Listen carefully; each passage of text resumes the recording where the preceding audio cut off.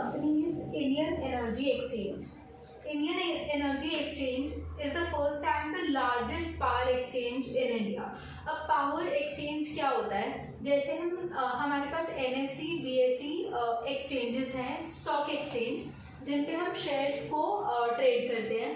ऐसे ही अगर हमें इलेक्ट्रिसिटी का यानी कि एनर्जी का एक्सचेंज करना हो पावर का, तो उसके लिए it is a trading platform, it is a मतलब एक्सचेंज जहाँ पर आप अगर जो भी मतलब जिसको भी इलेक्ट्रिसिटी बाई करनी है या सेल करनी है वो कर सकता है. It has dominant market share of over 98%. 98 नहीं है वैसे. इट हैज़ अराउंड मतलब इसकी एक तरह से मोनोपोली है जिसमें इसके पास अराउंड 90% मार्केट शेयर है.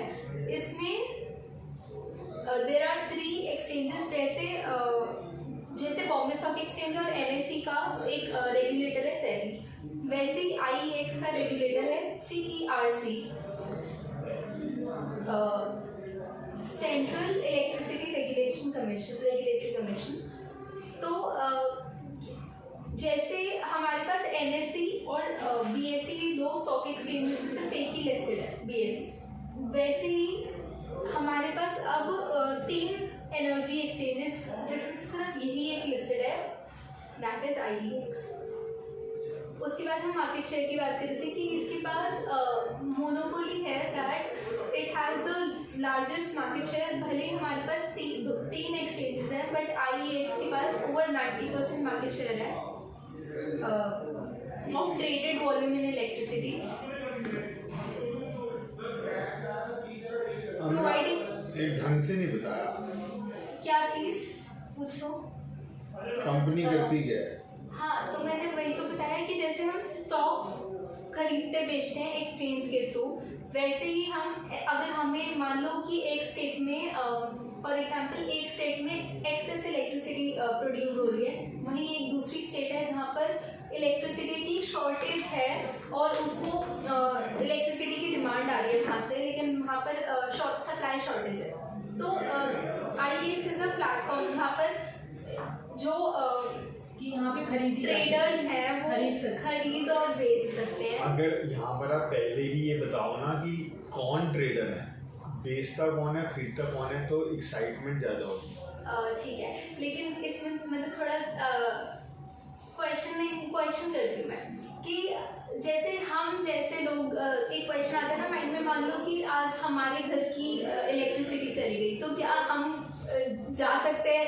हम नहीं जा सकते ना, ये हाँ मतलब आप बताओ कि अगर हम IEX पे जाके खरीद सकते हैं कि हम वो खरीदेंगे, प्लांट लगाएगा जैसे मेरे को है ना, वही खरीदेंगे ना. हाँ, तो जो इंडिविजुअल हाउस होल्ड है वो नहीं IEX पे बाय सेल ट्रेड कर सकते.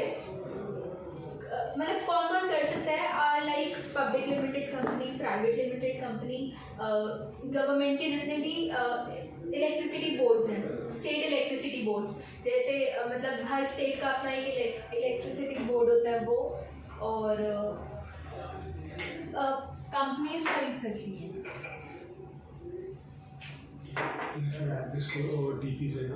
DP से बिस्कुट का डब्बा लाते हैं नीचे,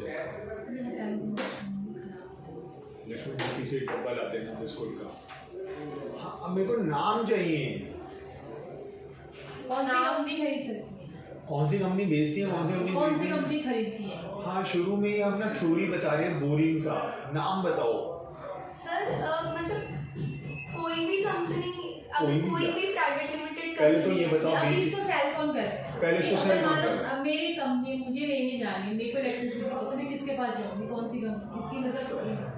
सर मतलब जो मैंने पढ़ा है वो ये कि जैसे इसकी जो वैल्यू चेन होती है वो ये होती है कि जहाँ पर इलेक्ट्रिसिटी बन रही है वहाँ से कौन बना रहा है, वही तो सेलर होगा ना. हम जो सीधे नाम पूछा है कौन सी कंपनी बेच रही है, तो बताओ कौन बना रहा है. इतना सिंपल सा है. सर कौन मेन बना रहा है, जनरेट कर रहा है? हाँ, Tata power, JP power, Jindal power, और Indiabulls power, Reliance power, यार 10 नाम तो मैं बता दूँ ऐसे. तो आपको यही तो नाम बताने हैं कि ये सेल्समैन है. ये इनके पास जाना produce है। कर रहे हैं ये कंपनी मतलब किसी के और भी चले कि पर्टिकुलर थी। वो क्या कर रही है, इस IEX का पर्पस क्या है, जो हिमांशी को सबसे पहले एक्सप्लेन करना चाहिए था अपनी प्रेजेंटेशन को और पावरफुल बनाने के लिए, कि यहाँ पर Reliance power, JP power, Jindal power, India bull power, ऐसी अदानी पावर जो कि लिस्टेड है, हमें नाम पता है, ऐसी 20 कंपनीज यहाँ पर बिड करती हैं, मेरे पास इतनी पावर है, मैं इतने रेट पे बेचूंगी, मेरे पास 10 मेगावाट पावर है, मेरे पास 100 मेगावाट पावर है, और मैं ₹1 इतने पैसे अच्छा, के आई जो मतलब इंडिया एनर्जी यहाँ पे वो बिड लगाती है, यहाँ पे वो बिड लगा के बेचने हाँ, की, ये नंबर 1 जो बना रहे हैं, ये जो बना रहे हैं। हाँ। और फिर ये बायर, मतलब सेलर है। ये सेलर ये है। सेलर है। और हाँ। बायर के केस में यूपी पावर जो खरीदने NDPL हाँ, NDPL ये खरीदेगी, BSES, और एक और लोग खरीद सकते हैं जिनको रोज पावर की जरूरत पड़ती है, जिसकी प्लांट बड़ा है, रिलायंस इंडस्ट्री, टाटा स्टील, वो इसके बायर हैं। हाँ, कि मेरे को पूरी ही सेकंड हो गया जो ट्रांसमिशन कर रहे हैं बायर्स। हाँ। एक बार ये दोबारा एग्जांपल देना बायर्स के। UP power, Reliance power, NTPC, basically NDPL, state electricity boards हो गए। स्टेट इलेक्ट्रिसिटी बोर्ड हो गए। और जो आपने ट्रांसमिशन की बात करी, वहाँ पे सेकंड से ट्रांसमिशन सबसे इम्पोर्टेंट आदमी है उसमें GDL, गेटवे डिस्ट्रिक्ट पार्क, जो कि खंबे लगाता है, हाँ। जो कि उन खंबों से ट्रांसमिट होती है बिजली। अब आप सोचो सरला जी, आपका प्लांट है उत्तराखंड में, कैची, वहाँ तक आपने तो बिड करके बिजली खरीद दी, खंबे नहीं है। हाँ, तो खंबे लगाने वाले और खंबे ये वाले तो चलेंगे नहीं, जो स्ट्रीट लाइट वाले खंबे हैं, वो तो वो बड़े वाले जिनको हम पावर ट्रांसमिशन, पावर वाला, वो जो जिसकी वो बहुत हाइट पे होता है, मोटी मोटी केबल्स होती है, मोटे वो लगे होते हैं। तो उस प्लांट से आप बिड भी वही करोगे ना, कि मैं उस प्लांट से खरीदूँ जिसका जो उस खंभों पे सप्लाई कर रहा हूँ। ये काम बीच में आता है GDL का, तो आप GDL को भी पैसा देते हो। सर GDL लिस्टेड है। GDL लिस्टेड है, मेरे पास नाम लिस्टेड ही निकलेंगे, इसीलिए तो मेरे को ये नॉलेज है ना। तो मैंने अपने दोस्त के साथ जो वहाँ पर है, ऐसी 3 छोटी डिस्कशन करके IEX के बारे में बहुत सारा सीखा है। जब उसने कहा कि जिस दिन उसने कहा IEX डेट फ्री हो गई है, हाँ। उस दिन से मैंने लोगों को IEX का शेयर रेकमेंड करने को करा। पहले डेट था, अब ऑलमोस्ट डेट फ्री। तो ये मैंने आपको जानबूझ के बीच में टोका, आपको पहले वर्ड से ही धमाकेदार एंट्री करनी है। तो आपको ये बताना है कि ये कंपनी यहाँ पे काम करने आती है। सेकंड लाइन आप बोलो कि जिसके पास पावर जनरेशन ज़्यादा है वो आ रही है और वो बेच रही है। और पावर खरीदने कौन आ रही है, क्योंकि जब तक हम नाम नहीं लेंगे ना, वो थ्योरी लगेगा। सर जैसे मतलब आपने प्रैक्टिकली किसी से पूछा हुआ है, तो वो एक बहुत ही मतलब अच्छा वो होता है कि आपको पता चल रहा है कि हाँ ऐसे ये खरीद रहा है, ये बेच रहा है, और ये पूरा प्रैक्टिकल है। जैसे मैंने पढ़ा वो थ्योरी कि ये थ्योरी में तो उसमें ये तो हो गई ना पाथ कि कौन इसके पार्टिसिपेंट हैं, और इसके ट्रांसमिशन की बात आती है डिस्ट्रीब्यूटर्स, शायद से उसमें ही है NDPL जो डिस्ट्रीब्यूट कर रहा है जहाँ पे जैसी रिक्वायरमेंट।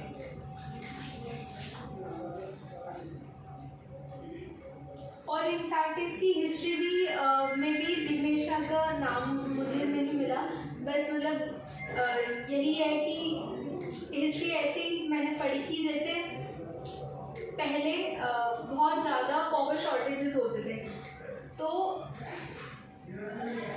2003 में इलेक्ट्रिसिटी एक्ट आया, जिसके अंडर ये कहा गया कि ओके हम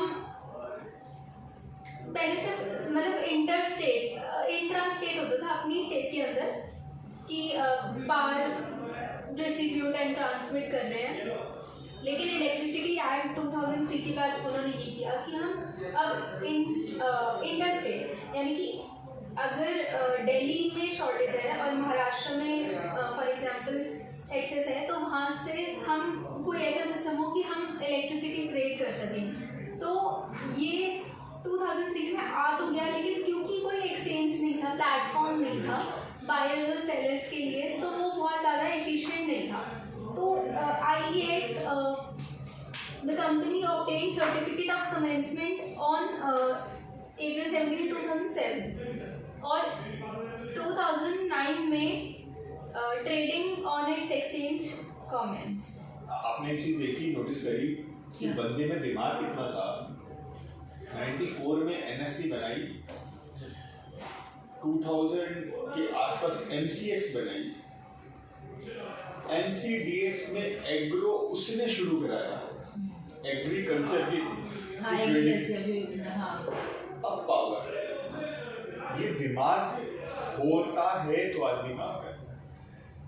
आप सोचो ना, शेयर की trading, then gold, silver, copper, nickel, natural gas, crude oil से लेकर आटा, चावल, ज्वार, बाजरा,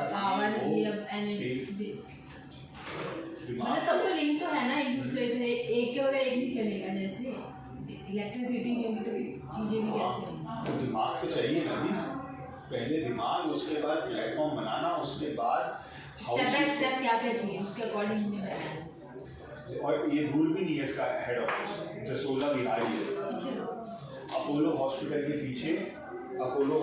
पीछे जसोला बिहार है। गिफ्ट सिटी WTC का जो हेड ऑफिस है वो जसोला बिहार ही अपोलो के साथ। Someday will go towards Noida, तो आई शो यू कहाँ है office. I think this time भी हम गए थे, शायद maybe it was in on way or not, but Jasola Bihar में बहुत अच्छे कॉम्प्लेक्सेस हैं, उन्हीं में इसका ऑफिस है, कोई दूर ही नहीं है।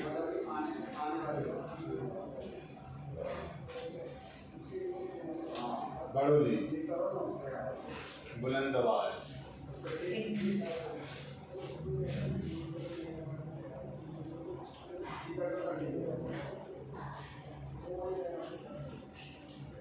कौन दीदी बात कर रही है? नहीं, ठीक है। तभी वो ट्रांसमिट है।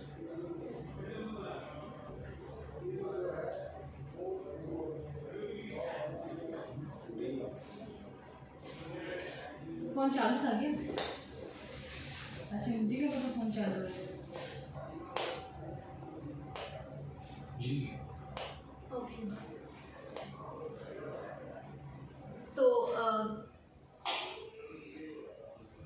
जनरेशन में, मतलब पावर जनरेशन में इसके पास 404 गीगावाट की कैपेसिटी है, जिसमें से आज की डेट में around 40% is renewable energy, renewable power generation. Transmission, distribution में, या this is we have already discuss distribution and consumption. तो इंस्टॉल्ड कैपेसिटी में सबसे ज़्यादा जो परसेंटेज है दैट इज 58%, वो है थर्मल पावर जनरेशन का। उसके बाद है, जैसे मैंने बताया, 40% रीन्यूएबल एनर्जी, और न्यूक्लियर का है सिर्फ 2%। उसके अलावा ये 100 पे ऐड हो रहा है। थर्मल 48 मतलब कोयले से, और 58 थर्मल मतलब कोयला, 40 रीन्यूएबल, 40 रिन्यूएबल हुआ हाइड्रो से। हाँ। ये जो हमारे पंडो डैम, हिमाचल में डैम, उत्तराखंड के डैम, सिक्किम में डैम है, नेपाल में डैम है, सर ब्रह्मपुत्र डैम, कोयले से वो बनाती है ना, आई थिंक NTPC, हाँ NTPC कोयले से बनाती है। और पानीपत में थर्मल प्लांट है, जो गुड़गांव वाले फूफा जी है, वो पानीपत वाले, वहाँ पे उसको बोलती थर्मल है। पानीपत के अंदर थर्मल पे ही वो सेटअप है, जहाँ पर वो कूलिंग, वो ऐसे होते, ऐसे करके कूलिंग पावर, तो उसमें कोयले की भट्टी जल रही होती है, मैं तो भट्टी पे चढ़ा हूँ, 12 फ्लोर की भट्टी होती है, 12 फ्लोर। उन्होंने एक जगह खोला भट्टी का, अंदर सिर्फ आपको ऑरेंज आग दिखती है। मतलब जितना बड़ा ये है ना ऑफिस, इसका दुगना साइज भट्टी थी, 12 फ्लोर। उसमें आग जल रही थी। उसमें क्या जा रहा होता है, उसके अंदर पानी की पाइप्स जा रही होती है भट्टी के अंदर, जो कि स्टीम बना रही होती है। वो स्टीम टरबाइन को हिट करती है, टरबाइन घूमती है। वो टरबाइन एक एसी के कमरे में रखी है, वो टरबाइन घूमती है, बिजली बनाती है, ठीक है। फिर वो भाप वहाँ से पास होकर, जो वो ऐसे बड़े बड़े कूलिंग टावर्स होते हैं, देखे होंगे, बहुत बड़े, मतलब 100 फुट ऊंचे, वो फिर भाप उसमें छोड़ दी जाती है। वो भाप ऊपर जाकर ठंडी होकर बारिश बन के नीचे गिर जाती है। ये मैंने जब मैं स्कूल में था, मैंने सारा लाइव देखा। सर, और इसमें ये जो कोयला आप बताते हो कि जो इंडिया का होता है वो जलने के काम आता है, वो इंडस्ट्रीज के काम नहीं आता, वो इन थर्मल प्लांट्स। तो इंडिया का कोयला कोल इंडिया कंपनी निकालती है, वो इतना घटिया कोल गया है कि वो हम उसको किसी भी आयरन या ओर के साथ इन्फ्यूज करके नहीं जला सकते। जैसे कि सोना, मानो सोने आपने वो दिया अपना गले का कि इसको सोना बना दो, सिक्का बना दो उसका, या इसको गलाकर कड़ा बना दो मेरा, इसको गलाने के लिए भी तो तो उसको हम इंडियन कोल के साथ रख कर गला नहीं सकते। उसको हमें या तो इम्पोर्टेड कोल के साथ जलाए, वरना क्या होगा, उस कोयले के अंदर की जो गंदगी है वो सोने में चली जाएगी, और जो सोना जैसे जो चमक है वो सब नहीं आएगी। यही हाल है स्टील का। अब आपको यहाँ पे कुछ स्टील का नहीं रखा मान लो, लेकिन कोई भी स्टील आपको चमचमाता हुआ स्टील चाहिए, वो चमचमाता हुआ स्टील, ताकि उसमें इम्प्योरिटीज कम नहीं, तभी चमकेगा। वो कोयला इंडिया के बाहर से आता है, इंडिया का घटिया कोयला नहीं आता।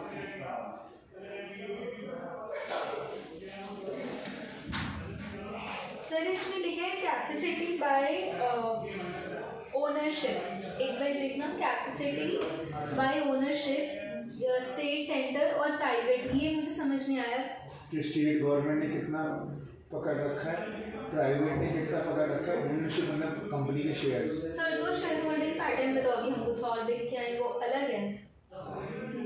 समझ नहीं आया ना मुझे। शेयर होल्डिंग पैटर्न हो गया कि कंपनी के शेयर्स किस के पास है, म्यूचुअल फंड, एफआईआई, डीआईआई, इन सब के पास है। और ये कैपेसिटी बाय ओनरशिप, ये समझ नहीं आया कि आपने तो वो देखा ना एफआईआई डीआईआई, तो एफआईआई डीआईआई में ये गवर्नमेंट और सब कुछ है। सिंपल।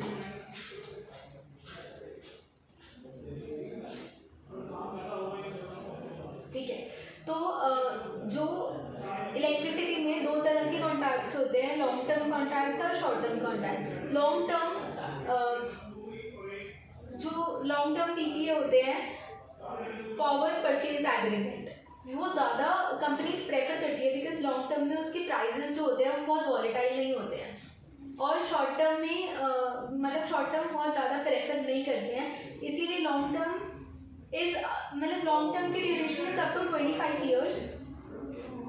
और लॉन्ग टर्म का जो टोटल में लॉन्ग टर्म का शेयर है 86.4%, जबकि सिर्फ 14% ही शॉर्ट टर्म पे, मतलब जो हम बोल रहे हैं कि शॉर्ट टर्म पावर ट्रेडिंग हो रही है, वो सिर्फ 14% की टोटल की उसकी हो रही है। अदरवाइज जैसे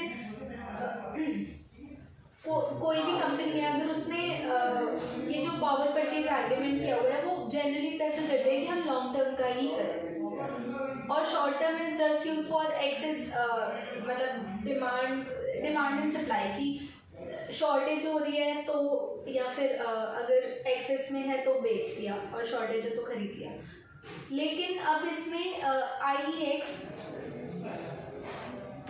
को क्या मतलब फ़ायदा है कि IEX का जो शेयर था वो पहले सिर्फ शॉर्ट टर्म में ही था, शॉर्ट टर्म में भी कुछ परसेंटेज, वो अभी आगे डिस्कस करते हैं। लेकिन जो लॉन्ग टर्म था वो तो उसमें एक्सचेंज का कुछ वो नहीं था, लाइक IEX का कोई मतलब डायरेक्टली जैसे ओवर द काउंटर होता है कि बायर आया, सेलर आया और पीपीए हो गया, पावर परचेज एग्रीमेंट हो गया। लेकिन आईईएक्स को उससे कुछ बेनिफिट नहीं हो रहा था। अब गवर्नमेंट ने क्या किया है कि मतलब नॉट गवर्नमेंट, ये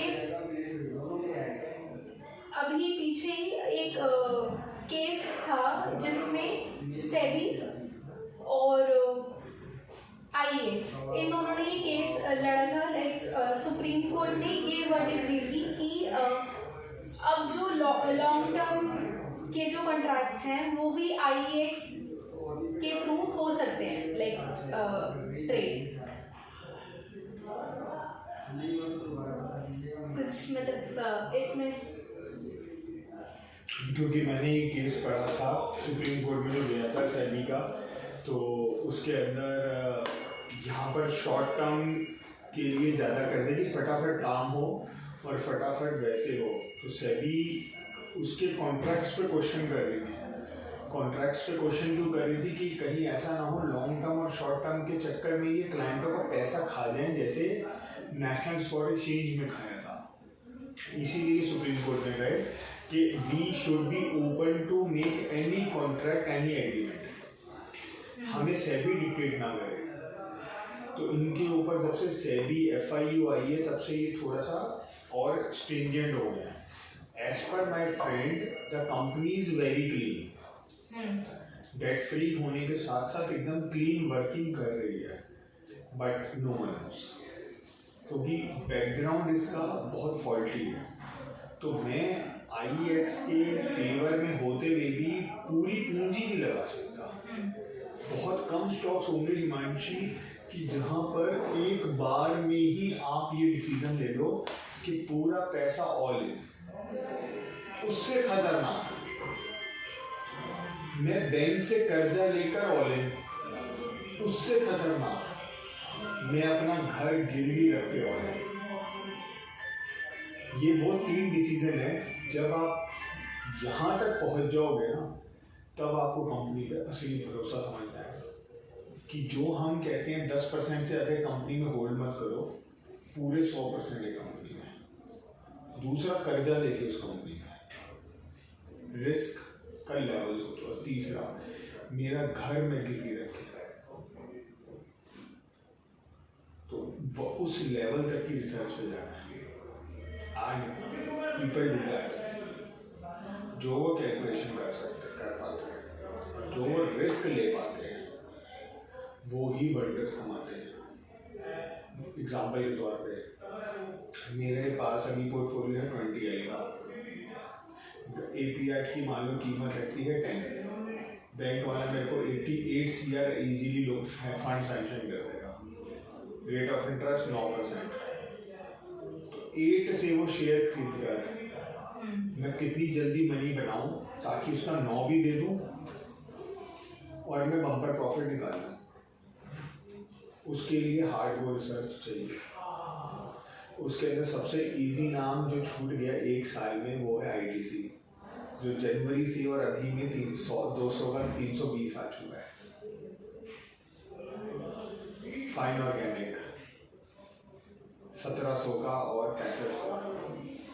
वहाँ पर अगर आप अपनी रिसर्च से इतना कन्विंस हो, 1 घंटे में बैंक से अपनी प्रॉपर्टी के पेपर रखकर आपको फंडिंग मिल सकती है। 1 साल में आपने 5 गुना पैसा बना लिया, 1500 बचे पैसे, 4 गुना और what. But you have to be convince till उस लेवल पे कि मैं क्या रिस्क ले रहा हूँ। जो लोग ये रिस्क ले रहे हैं वो ही आगे निकल रहा है।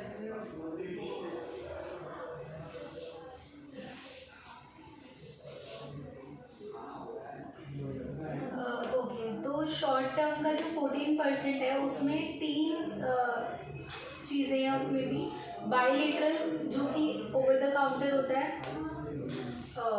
एक्सचेंजेस जो कि रियल टाइम ट्रेडिंग ट्रांजैक्शंस हैं। इट इज़ रियल टाइम मतलब 1 घंटे से लेकर 90 दिन तक की जो भी जितनी भी ट्रांजैक्शंस है, अप टू 90 डेज। इसमें day ahead market, real time, intraday, contingency, term ahead, GTAM और सर्टिफिकेट्स। मैं बताता हूँ मैं इसको बेटर एक्सप्लेन करता हूँ। एक होता है कि एनटीपीसी दिल्ली को पावर देगी एक सेक्शन को, वहाँ पर पावर कट लग रहा है तो दो वजह हो सकती है। वहाँ के लोकल MLA एनटीपीसी के ऑफिसर को फ़ोन करे, गालियाँ बकते सीधा, माँ बहन बढ़िया बनी है, हटा के तेरे को तेरे घर गुंडे भेज रहे हैं, ये हुआ है। या एनटीपीसी के चेयरमैन को माँ बहन की गालियाँ, और कि गुंडे आ रहे हैं, सारे हम 100 लोग आ रहे हैं प्रोटेस्ट करने, तेरे एनटीपीसी का गेट आएगा बदल ये आश्रम से आगे। तो वहाँ पे प्रोटेस्टर पहुँच रहे हैं, तो बिजली नहीं दे रहा, तो उन्हें वो मुसलमानों का इलाका जामिया मिलिया इस्लामिया में बिजली काट दी है, तो यहाँ से हम 1000 मुसलमान भेज रहे थे गेट पे, यार क्यों टेंटा है। अब उसको शाम को बिजली का कट लगा है क्योंकि पावर शॉर्टेज आ रही है, कहाँ से खरीदेगा वो जो आपने बोला ओवर द काउंटर।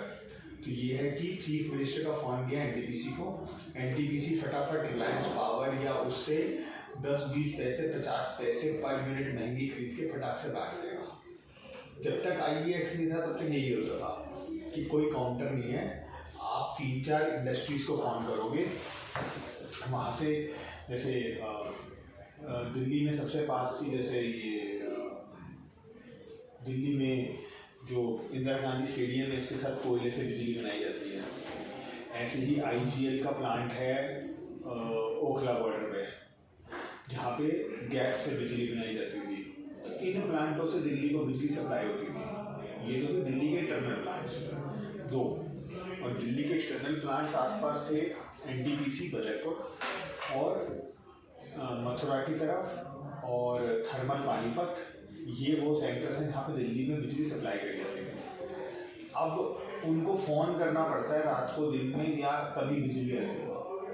अब वो यहाँ से आप बाइंग सेलिंग कर सकते हो, रेट देख कर आइए।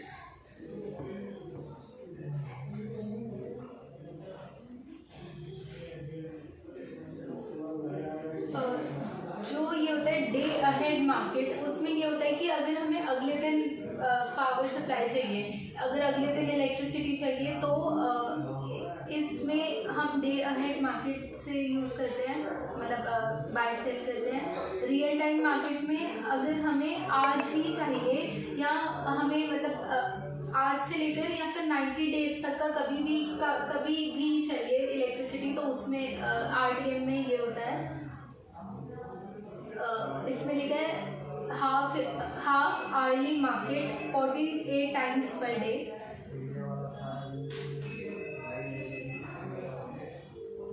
और delivery for 30 minutes in 2 time blocks of 15 minutes each, और double sided closed auction with uniform price.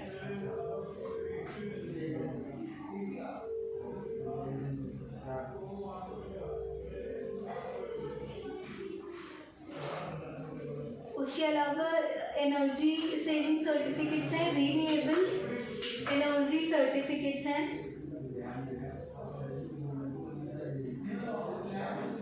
Sir मतलब ये ना इनके बेसिकली प्रोडक्ट्स हैं कि ये ट्रेड हो रहे हैं IEX पर,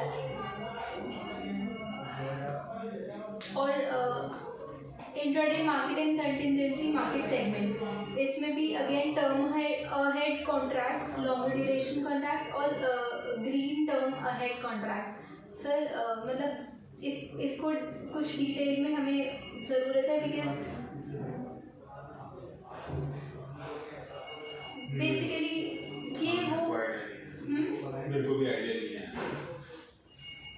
ये तो आप ही को बताना पड़ेगा कि इसमें से हम क्या ऐसा इम्पोर्टेंट पिक करें जो कि हमें डिसीजन लेने में इजी करे। सर मुझे तो ये वाले जो समझ आए थे DAM और रियल टाइम वाले, मतलब मुझे इजीली बस यही समझ आए कि वो क्योंकि पावर से रिलेटेड है, कि पावर ही उसमें ट्रेड हो रही है।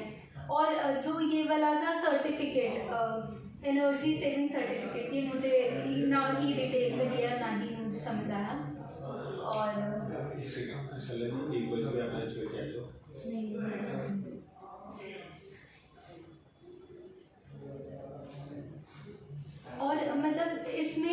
प्रोडक्ट वाइज अगर हम स्टैटिस्टिक्स की बात करें तो जैसे मैं बताई थी मुझे DAM और TAM समझ आया सिर्फ इनका प्रोडक्ट जो ट्रेड होता है, तो उसका मार्केट शेयर ही इनका 94.1% है।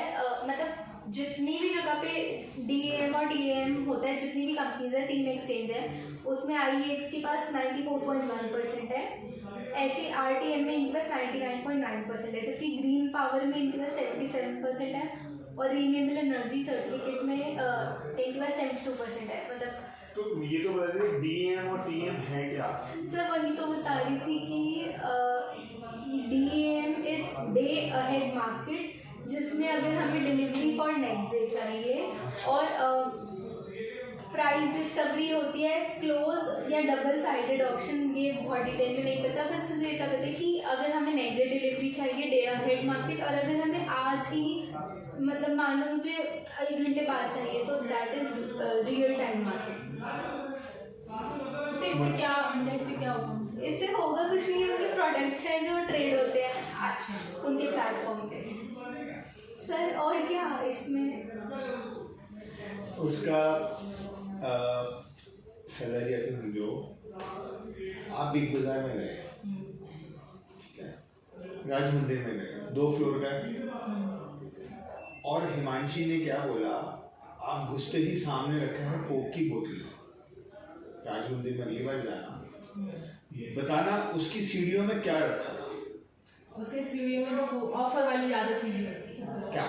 जैसे चीनी और ये थम्स, ये बच्चों की खावा होती है, मैंने तो वही देखी कैप्सी वगैरह की, जो नीचे को उतरते हैं ना वहाँ पे सारा वो बिस्किट्स वगैरह और ये लगा होता है कुछ वो ऑफर वाली ज़्यादा चीज़ें, वो साबुन वगैरह ये सब ये वो चीज़ें अपने खरीद से 1-1 रुपया नीचे बेचता है। अच्छा, आपको कोक पेप्सी पे कहीं 20 रुपए की बोतल 20 की मिलेगी, ये 19 के 18 की बेचेगा। इसके अंदर फिलॉसफी ये है कि मतलब उसमें इधर मतलब 2 के साथ 1 फ्री, 1 के साथ 1 फ्री, ये वाला ऑफर सारा मैंने वहाँ पे देखा जो उस रो में लगा रहता है, सीढ़ियाँ जो आप बता रहे हो। अगली बार जब आप पहला गेट की पहला स्टेप जहाँ उसकी ट्रॉली खड़ी होती है, अच्छा वहाँ पे कह रहे हो? मैं घुसा नहीं हूँ। हाँ, ट्रॉली वाले नहीं देखा मैं, जैसे उसका फर्स्ट फ्लोर पे नीचे पे आता है, नीचे वाले पे आता है, वहाँ पे कह रही हूँ। मैं राज मंदिर में नहीं घुसा, बट मुझे पता है वहाँ क्या है। अच्छा, वो सीढ़ियाँ मैंने कभी वहाँ से कभी कुछ देखा नहीं सीढ़ियों। जब आप पहली सड़क से गेट से एंटर करते हैं फिर अंदर को जाते हैं, जब वहाँ पे भी लगा रहता है वो सामान बताना, और वो अपनी कीमत से कितना नीचे बेच रहा है, मतलब उस पर लिखा है 20, वो बेच रहा है 17 की क्या। ठीक है। ये 4 तरह की दालें, चावल, आटा, हाँ, वहाँ पे पैकेट्स पे लिखा होता है ना प्राइस राज मंदिर, मतलब ये वाला प्राइस राज मंदिर का क्या प्राइस है। हाँ, सुन तो हमारे घरों में एक चीनी, एक चाय पत्ती, कोल्ड ड्रिंक, 4 तरह की दालें, एक चावल। जिस चावल की कोई कीमत ढंग से आंकलन नहीं होती, एक आशीर्वाद आइटम। ये 6 आइटम होती हैं, 6 या 7 जितनी मैंने बोली, जो ऑलमोस्ट सारी औरतों को याद होती हैं, और जो मेरे जैसे मर्द होते हैं जो जाते हैं उनको याद होती है। 8वीं आइटम का रेट इनमें से किसी को याद नहीं होता। उन्होंने और ऐसे राज मंदिर टाइप दुकानदारों ने इन 6 या 7 बिग बाजार में इन 6 या 7 आइटमों को घुसते ही सबसे आगे लगा दिया। जब इनका राज मंदिर का पोस्टर आता है घर पे, अखबार के साथ, वो उन्हीं चीज़ों को अपने मूल खरीद से, खुदरा खरीद भाव से 1-2 रुपये नीचे बेचता है, ताकि आप दुकान में चढ़ोगे सिर्फ पेप्सी लेना, उस पेप्सी के साथ 2-2.5 हज़ार का सामान लेके घर जाओगे। तो ये इन्होंने अपनी मार्केटिंग स्ट्रेटजी बनाई, जो मैं हिमांशी के बारे में बताने जा रहा हूँ। हाँ, मुझे आइए एक से क्या राज मंदिर का नाम तो सुना है? नहीं मैं बोल रही हूँ इसका इंडियन एनर्जी एक्सचेंज से क्या लिंक, ये बात समझ में आ गई। तो पता है। तो इनकी मार्केटिंग और सेल्स की आप अमेज़न की जगह यहाँ क्यों जा रहे हो? या अपने एयर मार्केट के किराने वाले को छोड़कर ऑटो रिक्शा पकड़कर या मैं गाड़ी पकड़कर अशोक घर जाना मेरे दिमाग खराब हो गया। और आप वहाँ से सामान ढोकर घर आ रही हो और एयर वाले गुप्ता अंकल कह रहे हैं मैं आपको घर पहुँचा दूंगा। क्यों भाई? 3 रुपए की या 2 रुपए की पेप्सी की बोतल पे छूट के लिए सिर्फ, दैट इज रियलिटी। बाकी सारे सामान को आप देखोगे भी। मैंने बिग बाजार, पेंटालून, मोर, लॉट्स, इन सब के बिल को बहुत डिटेल में स्टडी किया। एक एक आइटम जो आप नहीं चेक करते वो मैंने एक एक आइटम, मेरे घर के बिल ऐसे बनते थे और एक एक आइटम के अंदर ना घुस घुस के निकाला है ये चाहता क्या है। पॉन्ड्स का सोप, डव का सोप, सनसिल्क की शीशी, तो सामने कौन सी रखी की MBA पड़ा हुआ है ना, तो वहाँ से निकाल रखा है ये चाहते क्या है। IEX पे वो तो MRP पे होगा ना मैम? MRP पे तो आप एयर मार्केट से अशोक घर को जाओ क्योंकि MRP से नीचे बेचूंगा, अलग नहीं है। MRP से नीचे बेचूंगा ना मैं। तो आप एज अ स्टूडेंट आप अब मैं आपको बताता हूँ दुबई, वहाँ पे एक शॉप पे गया तो we were 4 ladies, 5 ladies and मैं, और बाकी सारे आदमी बच्चों को लेके गए। तो मैं 5 लेडीज के साथ था, तो मेरे को क्योंकि पॉन्ड्स, मतलब वहाँ पे पॉन्ड्स वगैरह तो हो गया थोड़ा था मीडियम रेंज, मेबेलिन और लॉरियल और इन सब के रेट्स मेरे को अंदाज़न पता है, lipstick and powder and nail polish and वो पता है। तो मेबेलिन एंड लॉरियल एंड और जो इस रेंज के ब्रांड हैं वो इंडिया से 20% महंगे थे। तो वी वर थिंकिंग कि हम लॉरियल या मेबेलिन लेडीज लेंगे, बट वो नहीं लिया क्योंकि वो इंडिया से 20% महंगा था। सो हमें जो कि मेरे को पता है तो मैं खुद देख के मैंने कहा हाँ मेरे को था कि मेरे को कुछ लेना है, मतलब सिस्टर के लिए या शैली के लिए, बट दे वर एक्सपेंसिव। तो क्योंकि मेरे को भी पता था एंड वो अब मान लो शैली मैम गए, वो कहते हैं मैं मेबेलिन नहीं खरीदी, तो लॉरियल का शैम्पूज या वो अब उनकी क्वालिटी जो है होती है, बट दुबई में क्योंकि वो बाहर से आ रहा है, वहाँ नहीं बन रहा, इसलिए वो महंगा है। तो बहुत सारी चीज़ें होती हैं कि जो, क्योंकि मैं इस डिपार्टमेंट स्टोर्स में घूमता रहता हूँ, आइडिया रहता है कि रफली क्या रेंज चल रही होगी। IEX पे आते हैं। आप जब मैंने मैम को बताया कि जो राज मंदिर की 60% जो सेल है वो इन 6 चीज़ों की है। आशीर्वाद का आटा का पैकेट, चावल और 4 तरह की दालें, cold drink and 1-2 more item, चीनी, नमक। इन सेल के बावजूद वो बाकी चीज़ें सेल कर रहा है। आपको 91% यहाँ पे क्या बिक रहा है जिससे उसका 91% रेवेन्यू आ रहा है, वो तो हमें फाइंड आउट करना पड़ेगा। IEX में ना, अब वो मैं बता, आंसर मैं दे देता हूँ वो क्या है कि आज बिल्ड करो और कल बिजली आपकी स्टेट में पहुँच जाए। आज बिल्ड करो और 15 मिनट में आपके पास बिजली पहुँच जाए, ये इसकी एक्सपर्टीज है। वरना आप फ़ोन करोगे, आप फैक्ट्री चला रहे हो वजीरपुर में, आप फ़ोन करोगे रिलायंस पावर को, टाटा पावर के एजेंट को, वो पेमेंट ट्रांसफ़र कराएगा, फिर वहाँ से बिजली शुरू कराएगा। यहाँ पर क्या है, वो ग्रिड देख रहे हैं। एग्जाम्पल के तौर पे फैक्ट्री पावर जनरेट हो रही है पानीपत से आ रही है वो एक ग्रिड रास्ते में सोनीपत से आ रही है वो power house Pitampura power house से आ रही है वजीरपुर। तो इसकी स्क्रीन पर वो पूरा पैच दिख रहा है। आप कह रहे हो मैं खरीदूंगी चंडीगढ़ से, वो कह रही है चंडीगढ़ से दिल्ली बिजली नहीं आ रही, खरीद तो रहे हो। तो कह रहे आपको 10 पैसे महंगी मिल रही है बट खरीदो पानीपत से। अब पानीपत पे बटन दबाया, यहाँ से आपने पेमेंट एडवांस जमा है, वो पेमेंट 1 सेकंड में हमारे रिफ्लेक्ट हो गई। 15 मिनट में पानीपत से बिजली, जो मैंने आपको रूट बताया, सोनीपत से होते हुए पीतमपुरा के पावर हाउस से होते हुए आपके यहाँ पहुँच गई, वजीरपुर नशर। ये है इसका fast system, clearing and settlement, paying पे आउट। यहाँ पर भी डेली पेइंग पे आउट होता है और यहाँ पर भी क्लियरिंग एंड सेटलमेंट होता है कि क्लाइंट की पेमेंट एडवांस जमा है, मार्जिन की तरह MTM है, यहाँ पे भी MTM है, मार्जिन की तरह पूरा एक्सचेंज है, ये पूरा सब कुछ वैसा ही है। क्लाइंट का मार्जिन जमा है, क्लाइंट को सिर्फ ओके पे बटन दबाना है अपनी ऐप से, उसके फैक्ट्री की तरफ या NTPC को बिजली चाहिए दिल्ली में बांटने के लिए, एक बटन दबाना है, कैश जमा है, बिजली वहाँ से चल पड़ेगी जिस भी ग्रिड से उसने खरीदी है। NTPC की ग्रिड कौन सी हो सकती है?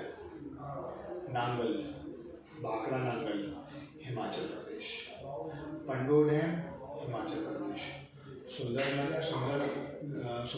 डैम हिमाचल प्रदेश, उससे ऊपर यह है सटारी, उससे ऊपर है शोल्टू शिमला से 12 घंटे ऊपर, जहाँ फुफरी पोस्टेड थे।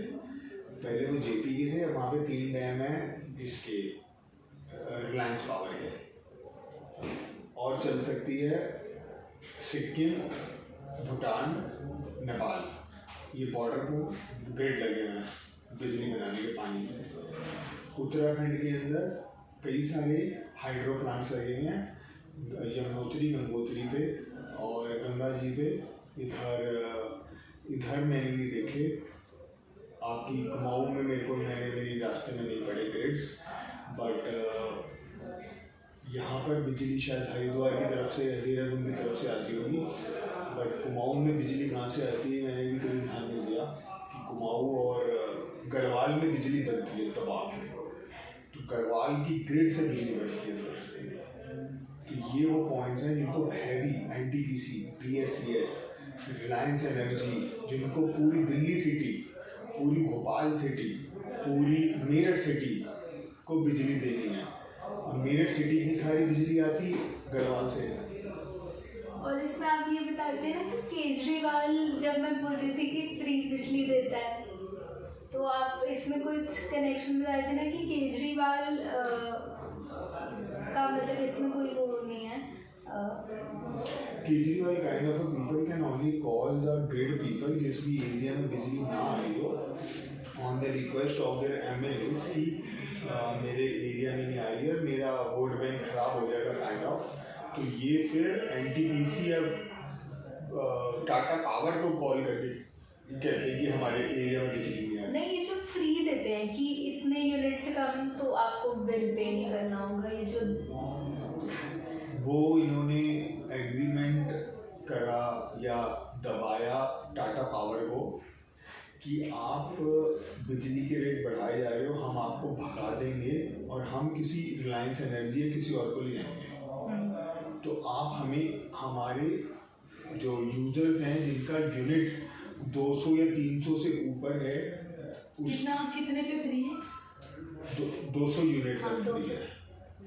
नहीं, हमारा तो कभी ऐसा हुआ ही नहीं। हाँ, तो वो हम लोग 500 AC चलेगा तो मैं बताता हूँ हमारा तो AC भी चल, सर्दियों में बिल आता है 200-250 तो आई सर्दियों में। मैं बता दूँ, अगर जो झुग्गी में रहते हैं उनका 200 यूनिट से ऊपर नहीं आएगा, एक बल्ब, एक टेबल फैन।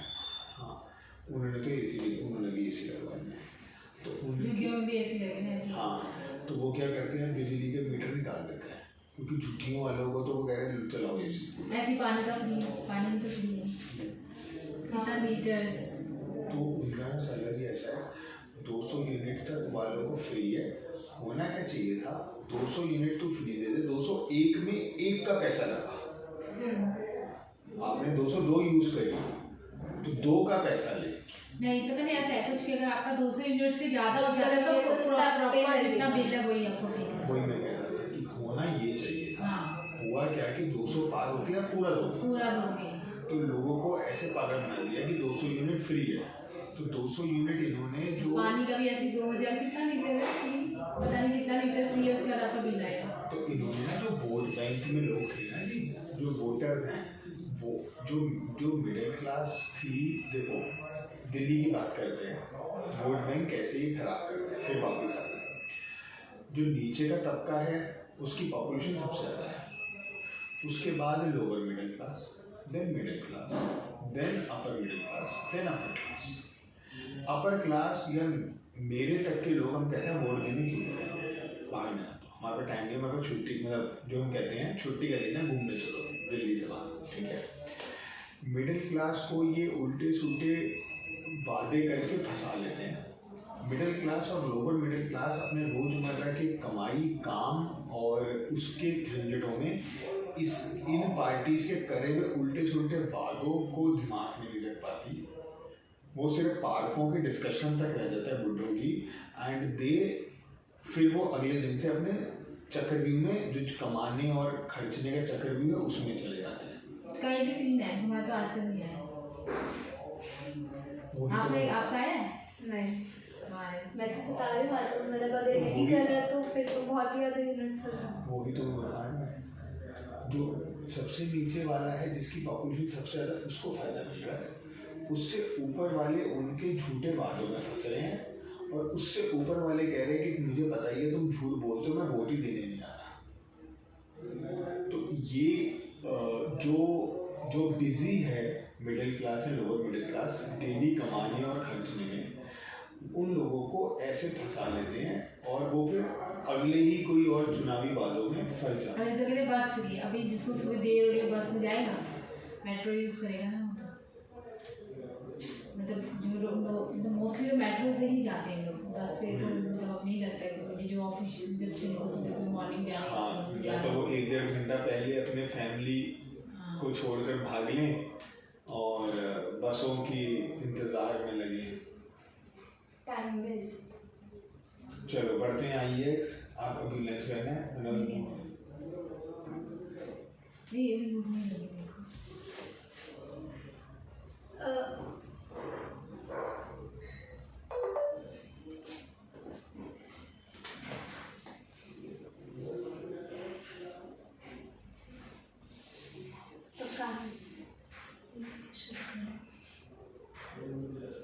ओके, तो अभी सर इसका IEX का शेयर प्राइस ऐसे था कि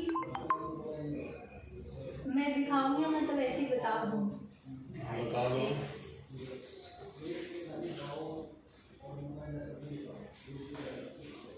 इंटरनेट क्यों बंद हो गया?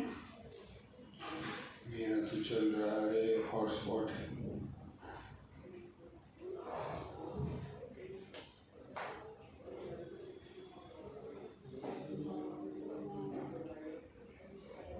लैपटॉप से कौन सा कनेक्टेड है सर? 1+8। ये तो इंटरनेट 1+8 आ गया 159 आ गया। सर। नहीं, मैं कुछ और दिखा रही हूँ कि ये देखो 6 मंथ्स में 100 रुपये। हाँ, मतलब मुझे 6 मंथ्स का दिखाना है कि जैसे ये अराउंड 5 अप्रैल को ये 245 के अराउंड था, और वहाँ से ये नीचे नीचे नीचे नीचे आया, और इसने अपना लो हिट किया है 5 जुलाई को 154। ठीक है।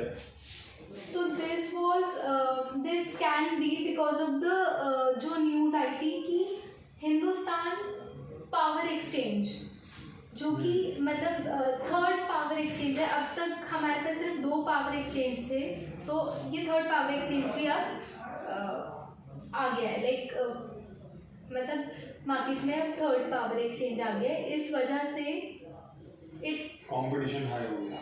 कंपटीशन हो गया ऐसा, मतलब इस वजह से मार्केट में इसका प्राइस ड्रॉप हुआ है इतना ज़्यादा।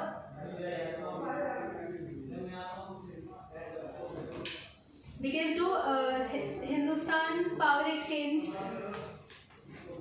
का ये स्टेटमेंट आया था कि अब हम जो IEX की मोनोपोली है उसको ख़त्म करने की मतलब उसको ख़त्म तो नहीं कर सकते ऑफ कोर्स, बट इसके जो हिंदुस्तान पावर एक्सचेंज के मालिक का ये स्टेटमेंट था कि हम उसको चैलेंज करें।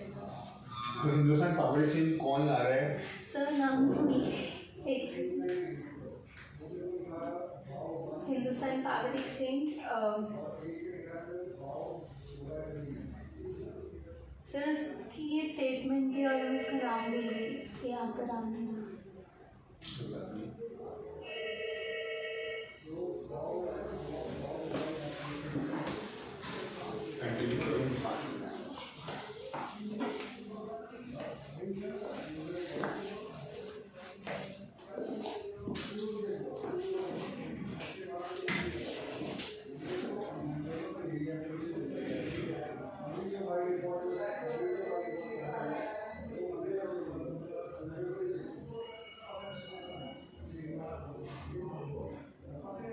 एक सेकंड, एक मिनट।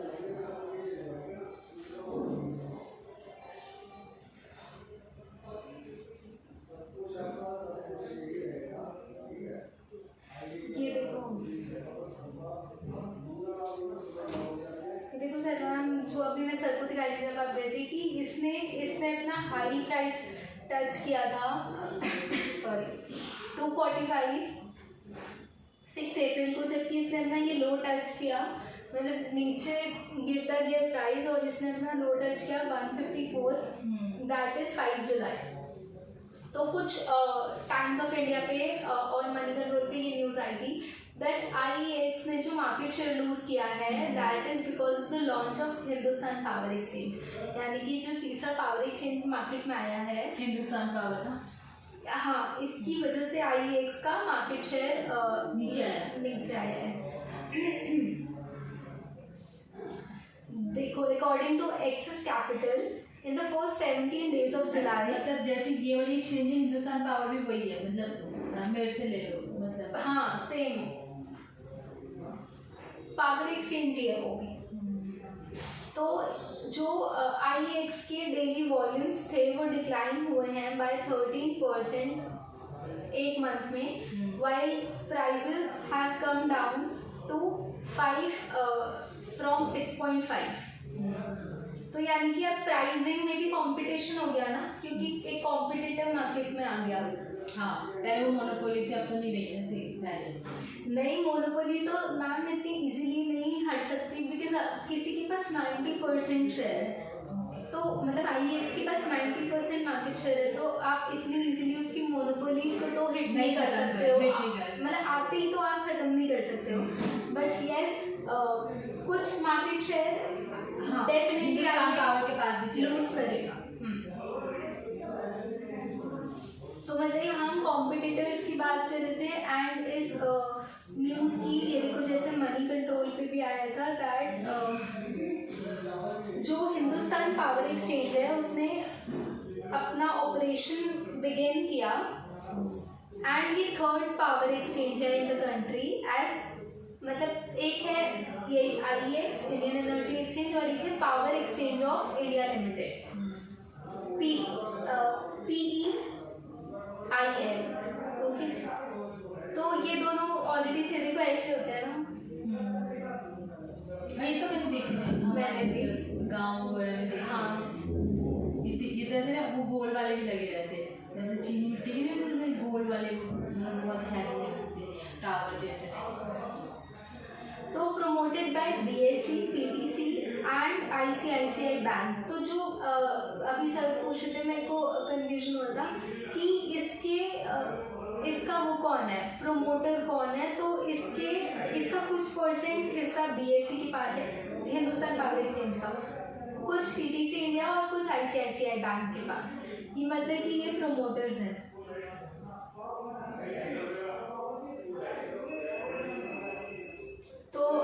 CERC इनका रेगुलेटर है, सेंट्रल एनर्जी रेगुलेटरी कमीशन। इनसे अप्रूवल लेके HPX ने अपने ऑपरेशन स्टार्ट करे और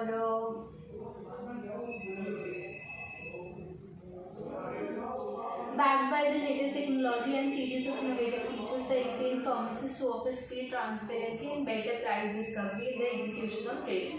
देखो इसमें ना प्राइस डिस्कवरी बहुत इम्पोर्टेंट पॉइंट है। देखो इन्होंने इसमें भी यही प्रोडक्ट्स दिए हुए हैं that exchange will initially offer trading in TAM, GTAM और renewable energy certificate. That is ये क्या ही एड्स आ रहे हैं, term ahead market, green term ahead market and renewable energy certificate, और it will increase its product portfolio stability. Okay, मतलब ये उनके ना प्रोडक्ट हैं जो वो ट्रेड करते हैं। और मैं प्राइस डिस्कवरी बता रही थी, एक सेकेंड। हाँ, ये है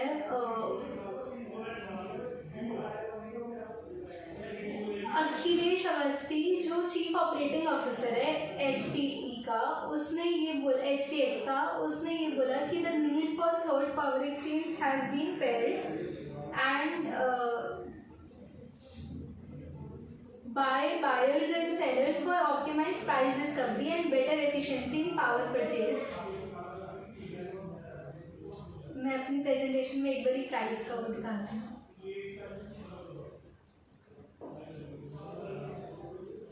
देखो अगर एक्सचेंज पे कुछ भी ट्रेड होता है राइट, तो जो उसका प्राइस होता है वो डिमांड और सप्लाई से डिटरमाइन होता है।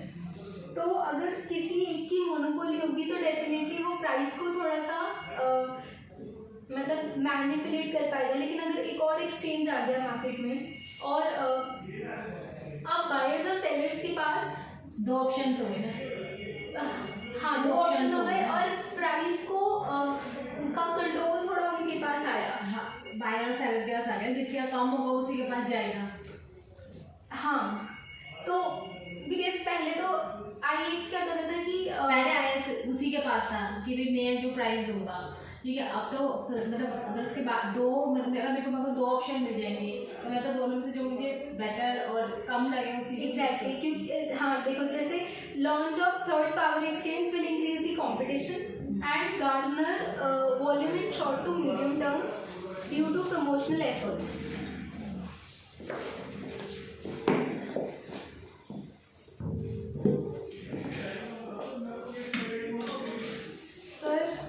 जो अभी हमने डिस्कस किया एक बार रिपीट करें या आगे चलते हैं।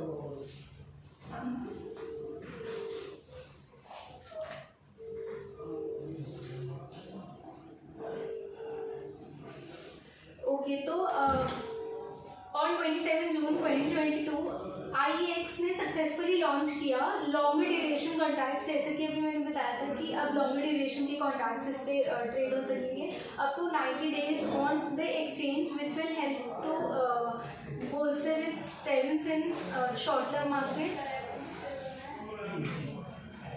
अच्छा, मेरे को एक और चीज़ याद आई इस बेटा, एक और चीज़ याद आई लॉन्गर और शॉर्टर का, क्योंकि इनका जो जिग्नेश का प्रमोटर था उस प्रमोटर की वजह से जो 90 डेज के कॉन्ट्रैक्ट्स थे, सेबी ने NSCL के डिफ़ॉल्ट होने का अंदर जो गड़बड़ी थी वो तो किसी को दिख नहीं रही थी, लेकिन उन्होंने 90 डेज के कॉन्ट्रैक्ट को 15 डेज कॉन्ट्रैक्ट कर दिया था।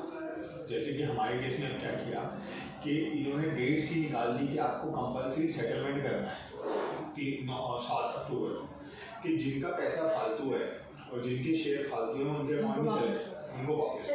फालतू वाला मुझे समझ है अनयूज क्या अनयूज, जैसे कि मान लीजिए मैंने PR को मार्जिन में 10 लाख रुपए के शेयर दे रखे हैं कि मैं ट्रेड करूंगा और मैं नहीं कर रहा, वो मार्जिन मेरा ऐसे ही रखा है वो यूज ही नहीं हो रहा है, वो यूज ही नहीं हो रहा है, तो ब्रोकर यूज कर सकता है और उन शेयरों को गड़बड़ भी कर सकता है। तो हो सकता है मैं सेबी कैंसिंग के 2 साल यूज मैं ट्रेड ना करूँ। हाँ, और क्लाइंट मतलब सामने वाले को करेंगे मैंने क्या दे रखा है, कई बार होता है कि कोई नहीं वॉच करते तो वो ब्रोकर के अकाउंटों में शेयर पड़ गया, तो उन्होंने कंपलसरी कर दिया कि 7 तारीख को सारा पैसा और सारी सिक्योरिटीज वापस करो, ये रूल आ गया। अच्छा ही होगा। इसमें इन्होंने ये करा कि भैया तुम 3 महीने के कॉन्ट्रैक्ट कर रहे हो IEX में, और 3 महीने में तुम क्लाइंट को बिजली दे रहे हो नहीं दे रहे हो, क्लाइंट का पैसा पड़ा है, तुम उस पैसे को 3 महीने में उसको वापस दे दो अगर एक्स्ट्रा पड़ा है तो।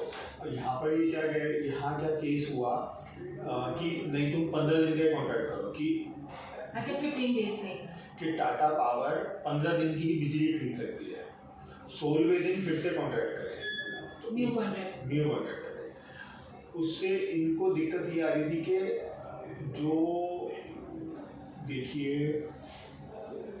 मेरे को 15 दिन का ठेका मिला और 16वें दिन ठेका नहीं मिला तो मैं खाली, तो शेयर का रेट गिर जाएगा, ये कंपनी को पता है ना 16वें दिन काम आएगा।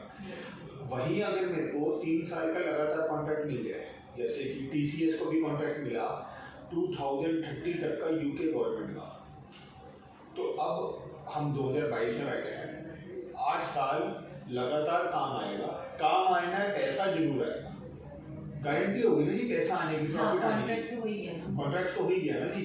तो ये कह रही थी कि मेरे को ये छोटे कॉन्ट्रैक्टों में मत बांधो, मेरे को बड़े कॉन्ट्रैक्ट करने दो। सेबी ने कहा नहीं थी, मुझे तुम्हारे बड़े कॉन्ट्रैक्टों में दिक्कत लगती है कि तुम बदमाशी कर सकते हो। वो IAS ऑफिसर वहाँ बैठे हैं, वो अपने दिमाग से सोचते हैं, इसीलिए ये सुप्रीम कोर्ट गए और वहाँ पर सेबी से ये केस जीत के आए। दिक्कत, अब मैं आपको एक जेन्युइन दिक्कत बताता हूँ जो सिस्टम में है। रेगुलेटर कौन हुआ? सेबी। ऐसे ही उधर बैंकों के रेगुलेटर हुआ RBI। इनसे जो भी भिड़ा है वो कभी भी प्रोग्रेस नहीं करवाया अनटिल अनलेस उसकी बैकबोन इतनी स्ट्रांग हो, जैसे कि टाटा, रिलायंस, अंबानी या बिरलाज। अगर IEX की बैकबोन स्ट्रांग है तो वो जीत जाएगा जिंदगी की रेस में। इसका मैं आपको एग्जांपल समझाता हूँ। MCX 2009 में MCX ने सेबी ने एप्लीकेशन डाली कि मुझे मेरी शेयरों की एक्सचेंज बनानी है। सेबी में के अफसर क्लोज थे NSE BSE से, उसने नहीं बनाया क्योंकि ट्रेड वहाँ शिफ्ट हो जाएंगे। तो NSE BSE ने प्रेशर लगाया सेबी पे कि जी प्लीज आप नई एक्सचेंज बनो। ये बदमाश है, कुछ भी सबूत दे दिए, सबूत नहीं दिए तो सेबी में पैसे बचा दिए कि मत बैठो। वो चला गया सुप्रीम कोर्ट। 2011 में सुप्रीम कोर्ट ने ऑर्डर पास कर दिया, 2011 या 12 की बात है, कि आप अपना एक्सचेंज खोल सकते हैं। इसने एक्सचेंज खोली MCS SX, जिसका नाम है MSCI, metropolitan stock exchange of India limited. उस एक्सचेंज को खोलने के बाद सेबी ने MCX के चारों तरफ अपना शिकंजा बनाया कि तेरा मेजर काम किसमें MCX में है ना। उसने MCX के कॉन्ट्रैक्ट छोटे करने शुरू कर दिए, MCX के रोजमर्रा के कामों में उंगली लगानी शुरू कर दी। MCX का काम तो गया ही गया, उसका नेशनल स्पॉट एक्सचेंज को दिवालिया निकलवा कर, जबकि MCX सेबी के अंडर नहीं थी, वो थी FMC के अंदर, फॉरवर्ड मार्केट कमीशन था। NSCL और MCX और NCDX forward market commission regulator के अंदर है, सेबी के अंदर नहीं थे। उन्होंने फिर भी उंगली लगा लोगों के, MCX को तो डाउन किया ही किया, NSCL को डिफॉल्ट करके जिग्नेश शाह को, जो जिसने सेबी से लड़कर अपनी स्टॉक एक्सचेंज बनाई, उसको अंदर डाल दिया। उसने कहा मैं हूँ चिदम्बरम का आदमी, तुम तो IAS अफसर हो, तुम तो 1 लाख सैलरी वाले हो, मैं बताता हूँ अपनी पावर। उसने पावर अपनी दिखाई और उसने जाकर चिदम्बरम को कहा, चिदम्बरम बाई चांस बाहर हो गया था क्योंकि BJP गवर्नमेंट आ गई, तो 2017 में इसने 18 में इसने एग्रीमेंट किया, 18 में भी नहीं, 18 या 19 में एग्रीमेंट किया अमित शाह से, खुद जेल के बाहर। एक रात को 10 बजे चिदम्बरम अरेस्ट हुआ है, मैंने पहले बात बताई थी, और 9 बजे इसकी सारी कंपनीज को 9 बजे डॉट मेरे पास नोटिस आ गया। पता ही नहीं, तो कोर्ट में तो बाद में पेश हुई ना, इनको पहले पता चल गया, पता भी चल गया। मार्केट खुल रही थी, मतलब 9 बजे कैसे पता चल गया? 1 और सोचो सुबह 8 या 6 बजे कोर्ट बैठ गई, सारे अफसर आ गए कोर्ट के, और सुबह 9 बजे ऑर्डर पास हो गया कि MCX के चेयरमैन जिग्नेश शाह की जितनी कंपनियां सबको ग्रीन चिट दे दी, मतलब you are okay to work. ये तो एक प्लानिंग होगी जैसे, तो यही पॉलिटिकल और कॉर्पोरेट प्लान। तो एज अ रिसर्च ये क्यों बता, मुझे क्यों पता है, आपको भी नहीं पता, तो मानसी तो नहीं है। एक तो अखबार पढ़ना, एक न्यूज़ के साथ उसमें अपना इंटरेस्ट लगाना। आपको ना, जो आप मेरे को फिर से मैं उसी एक पुराने घटिया से क्वेश्चन पे आऊँगा, आपको ये बिटवीन द लाइन्स दिखता कैसे है? नहीं दिखती है तो वो क्यों दिखती है? क्योंकि ये जो ऊपर नीचे चल रहा होता है, जैसे फॉर एग्जाम्पल WHO कहती है कोरोना की वैक्सीन ठीक नहीं है, सारी दुनिया कोरोना की वैक्सीन लगा रही है, तो WHO की क्या मंशा हो सकती है ये कहने के पीछे कि कोरोना की वैक्सीन नहीं है? You have to find that thing. अब आप फार्मा की स्टडी कर रहे हो, अब WHO कह रही है वैक्सीन ठीक नहीं है, दुनिया वैक्सीन लगवाएगी नहीं लगवाएगी, मैं फार्मा के शेयर खरीदूं या ना खरीदूं? हेलो, हाँ, शायद वही परचेज रेट ही। अच्छा तो भाई फिर नहीं मान लो, हाँ तो उनको बता दो कि इन्होंने सिर्फ बेचा है, यहाँ पे बाय नहीं करी, तो परचेज रेट ध्यान से ही करके यहाँ शेयर ट्रांसफर कराएंगे। अच्छा ठीक है भाई, ठीक है भाई, तो कह दो मेरी परचेज रेट हमारे पास नहीं होते हैं। हाँ जी, तो आपको बिटवीन द लाइन्स में ये जो आसपास मतलब इकोनॉमिक्स जो था ना, उसमें इकोनॉमी को स्टडी करना, अपने आसपास पॉलिटिकल कोर्ट, इन सब में क्या मैटर चल रहे हैं, उन मैटर्स के पीछे क्या मंशा है, वो थोड़ी सी हम जागरूक होंगे। बोलते हैं जागो ग्राहक जागो, जैसे मैंने राज मंदिर का बताया, अब राज मंदिर का मेरे को किसने बताया, कुछ सोचो, बताओ। दीपक दिया जी, यही पॉइंट, दीपक दिया जी मेरी वाइफ के दिया जी सलाम। अब दीपक दिया जी ने क्यों बताया, वो मैं बताता हूँ। 1-2 साल पहले से, कोविड से पहले की बात है, कोविड के बाद की बात है, मैं मिला उनको, तो उनके दोस्त ने देहरादून में एक खोला था, ये V-Mart विशाल मेगा मार्ट है, राज मंदिर जैसा कॉन्सेप्ट, उसने 1 से 4 दुकानें बना ली। तो उन्हें पूछा तू बिग बाजार के ऊपर कैसे जीतेगा, उसने ये स्ट्रेटेजी समझाई दुकानदार ने, मैंने 1 से 4 दुकान बना ली इस स्ट्रेटेजी से, जो मैंने भी आपको शेयर की राज मंदिर में। उसने राज मंदिर को स्टडी करा होगा, अपनी 4 खोल ली, तो वो मेरे ब्रदर इन लॉ के पास आया कि तेरे पास तो एक जगह लेने दिया, मैं तेरी में ये खुलवाना शुरू कर देता हूँ। तो this is how the businesses are studied ना, कि ये अपॉर्चुनिटी आप ऐसा क्यों सोचते हो आपके पास नहीं आएगी राज मंदिर खोलने की। नीचे आया राज मंदिर, यहाँ राज मंदिर खोल दो 2 फ्लोर का, ग्राउंड और फर्स्ट, तो छोटे से मना कर दिया, अच्छा सिर्फ ग्राउंड दे दो, मैंने कहा नहीं दूंगा, जहाँ खुल जाएगा नहीं तो राज मंदिर PR के नीचे। तो ये क्या होता है, जब आप एक तो मतलब एज अ लेडी आप गहना कपड़ा ये डिस्कस कर रहे हो जिसमें इंटरेस्ट है, बच्चों की पढ़ाई और ये वो आधा घंटा डिस्कशन करने के बाद, मैं रिकॉर्डिंग में ही बोल रहा हूँ, सामने वाले बंदे के पास इकोनॉमिक्स या उससे रिलेटेड क्या नॉलेज हो सकती है।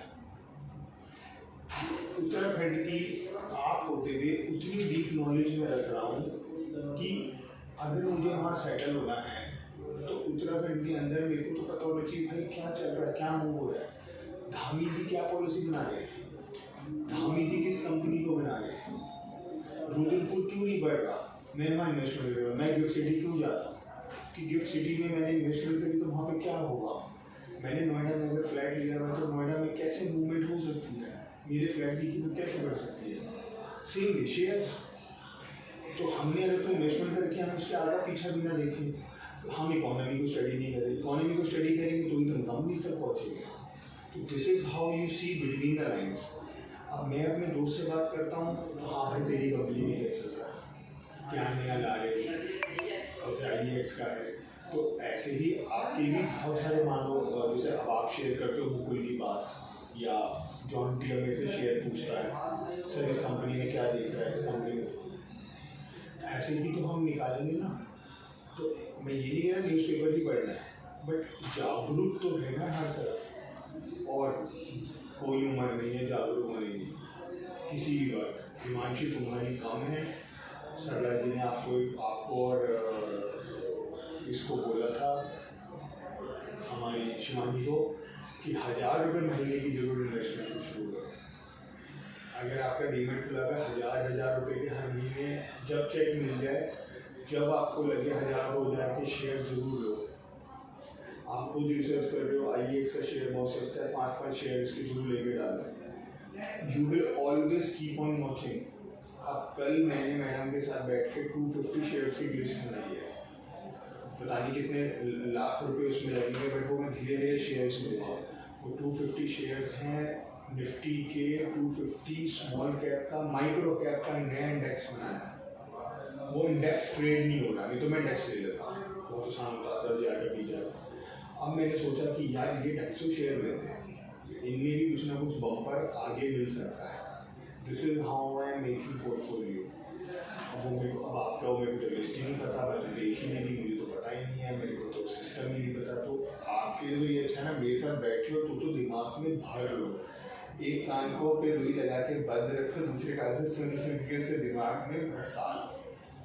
धीरे धीरे ना जब हम यहाँ सेव कर लेंगे ना, हो जाएगा।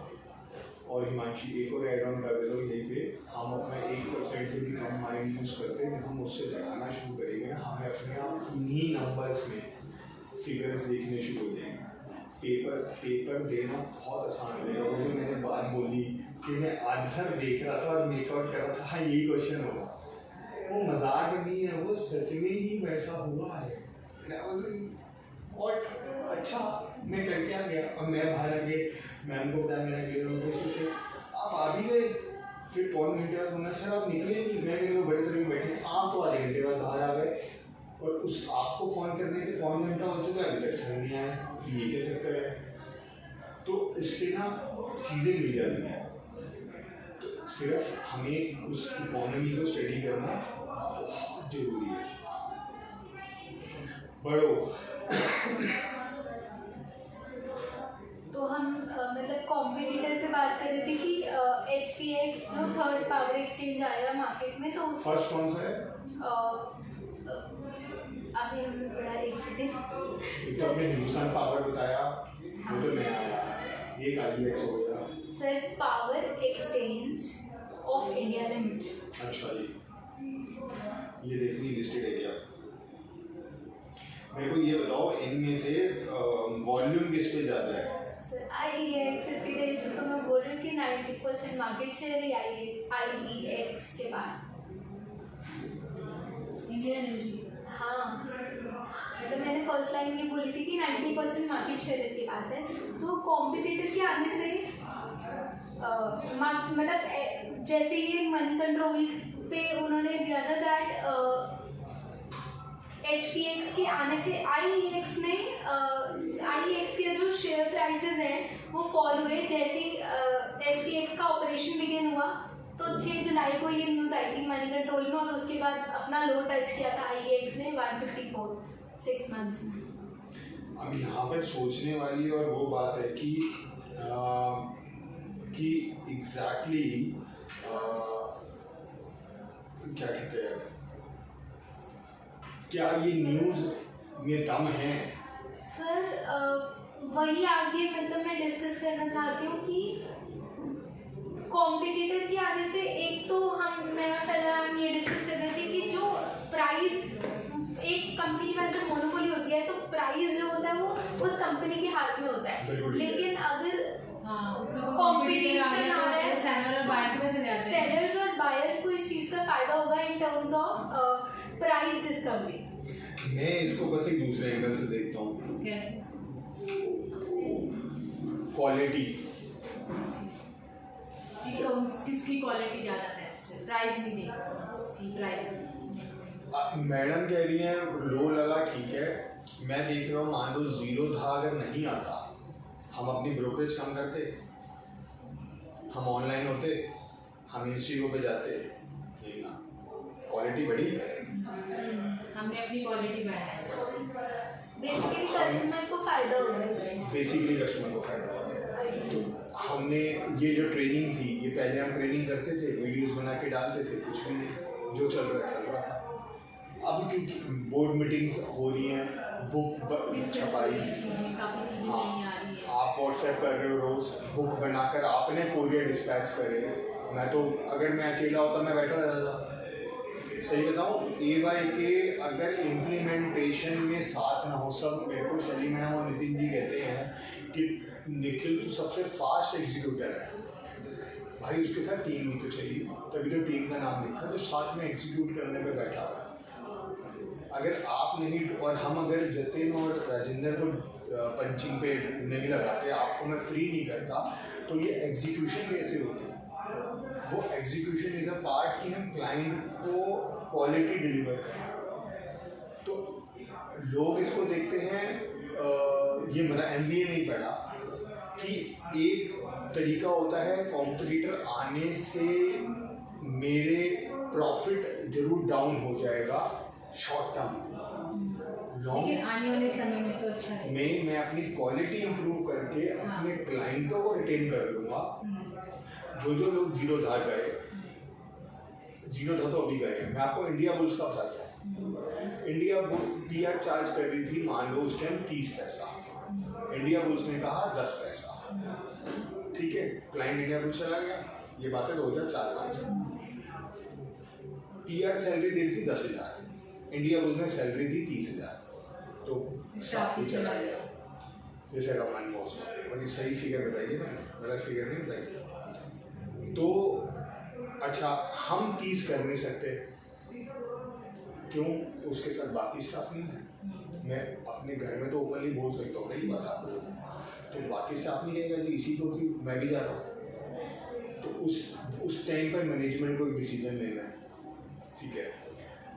जिस टाइम कोविड था, हमें स्टाफ की जो थी, तभी मैंने याचिका की थी, नेगोशिएट करी, बट मैं वहाँ तक नेगोशिएट नहीं कर सकता था जहाँ तक सर मैंने बुरा मान लिया कि जी मैं 10 साल से हूँ, आप 1 साल वाले बच्चे को इतना प्रमोट कर रहे हो, मेरे से होता है। और ये डिसीजन कॉल मेरे को लेनी थी कि मैं काम कर लूँगा, लेकिन मैं अपने एम्प्लॉय को नाराज़ नहीं कर सकता जो मेरे साथ बैठा है, जो मेरे साथ खड़ा है, और दूसरा भागने को तैयार है। तो मैं भागने वाले का साथ दूँ या जो मेरे साथ बैठा है मैं उसका साथ दूँ, ये तो मेरे को कॉल लेनी है। तो उसी लिए हम अपनी फिर क्वालिटी पे काम करते हैं, और क्वालिटी इंप्रूव होगी तो क्लाइंट रिटेन होगा, स्टाफ रिटेन होगा, उसको अपना फ्यूचर दिखे। आपको भी पता है, हम कितने भी साथ बैठे हो, अपना फ्यूचर नहीं दिखेगा ना कंपनी में, आप भी कहोगे जयराम जी,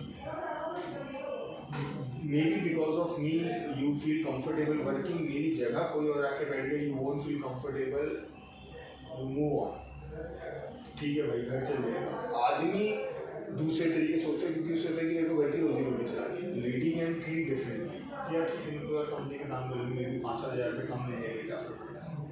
सो एंड रिजल्ट ये है, कंपटीशन आने से अगर आप अपनी क्वालिटी पे कॉम्प्रोमाइज़ नहीं करते, उसको keep on exploring the new technologies, new things, customer वापस आ जाएगा। इंडिया बुल्स के केस में जब उसकी लोगों को बदमाशियाँ पता चली, सच बताऊँ हिमांशी, एक कस्टमर वापस आया इंडिया बुल्स, एक नाम ले सकता हूँ मैं, एक कस्टमर का, one is your dad. And the same thing will happen in Zerodha कि once they will face the income tax, मतलब डिफ़ॉल्ट, इंडिया बुल्स डिफ़ॉल्ट ही हो गई, जिसको होने में 5-7 साल लगे। जीरोधा के केस में जब उनको स्टेटमेंट और CA परेशान करेंगे रिटर्न फाइल के बाद, दे शिफ्ट टू PR चल ब्रोकरेज ज़्यादा ले रहे लेकिन मेरी हेल्प तो करता है रिटर्न फाइलिंग। अब हम यहाँ पर कैपिटल गेन, कैपिटल लॉस और उसमें सुधीर और राज हेल्प ना करें, फिर वो PR से कहीं और चले जाएंगे, बट फिर वो ब्रोकरेज देने वाली कंपनी में आएंगे जहाँ पे उनको क्वालिटी ऑफ टिप्स मिल जाए, क्वालिटी ऑफ सर्विस मिल जाए, क्वालिटी ऑफ वार्मथ मिल जाए। कि हाँ यहाँ सरला मैडम बैठी है, यहाँ सचिन बैठा है, यहाँ सुधीर बैठा है, जो सुनते हैं, मतलब जो उनकी प्रॉब्लम भी सॉल्व कर रहे हैं। यहाँ मैं किसी को जानता हूँ जो लेडी 10-15 साल से है और हेल्प करती है या करता है। So this is how we make relationship. तो ऐसे आप मतलब क्योंकि जिसका टर्नओवर बहुत हाई होगा वो सोच लेगा कि मैं एक अकाउंटेंट बिठा लेता हूँ जो मेरा काम करते हैं, just like Chawla ji, but everyone can not do that. तो उसके लिए अपने ब्रोकर पे भरोसा होना, क्लोजेस्ट पे, वो बहुत जरूरी है। अभी मेरे को अकाउंटेंट बिठा के तो जब तक स्टेटमेंट ही नहीं, तो अकाउंटेंट भी क्या करेगा। अब मेरे जिया जी ने अकाउंट खुलवाया है, I was shocked, one of my Jiya ji, I was shocked in Panchkula ही हैड 5 DPs। जब शेयर आएंगे तो पता चलेगा कि अगर उसमें 50 लाख के शेयर हैं पाँचों में मिलाकर, मैं कहूँगा बहुत बड़ी है। अगर उसमें 5 लाख के शेयर निकलते हैं, जो कि मेरे को यही उम्मीद है कि भाई तुमने 5 DP क्यों खुलवाई थी? और उतना तो तुमने वो जो भी खुला है मैम का अकाउंट। हाँ, मेरी बहन का और जिया जी का। तो तुमने 5 DPs क्यों खुलवा रखी थी? और पाँचों खुलवाई थी चंडीगढ़ में, पंचकुला से 10 किलोमीटर। वो पाँचों बंद हो गए। Now he is dependent on us to get his share transfer from those DPs to this DP. So ये है सर्विसिंग। अब वो कस्टमर्स कभी वापस जाएंगे ही नहीं, तो चंडीगढ़ और वहाँ के कस्टमर्स गायब हो गए। अब वहीं पर अगर PR सिक्योरिटीज कूद के पहुँच जाए, क्योंकि और वहाँ, लेकिन वहाँ का कूद के पहुँचने में निखिल या सरला नहीं कर सकते हो। वहाँ पे ट्रस्ट बनाएगा वहाँ का लोकल, जिसको लोग जानते हैं, तभी वो अकाउंट्स आएंगे। ये है कॉम्पिटिटर आने के बाद भी अगर IEX अपनी क्वालिटी को इम्प्रूव करता जाएगा, ऑफ दिस 15 मिनट विंडो से 5 मिनट विंडो, आप बटन दबाओ आपकी पावर चालू है, फिर कौन जाएगा हिंदुस्तान पावर में?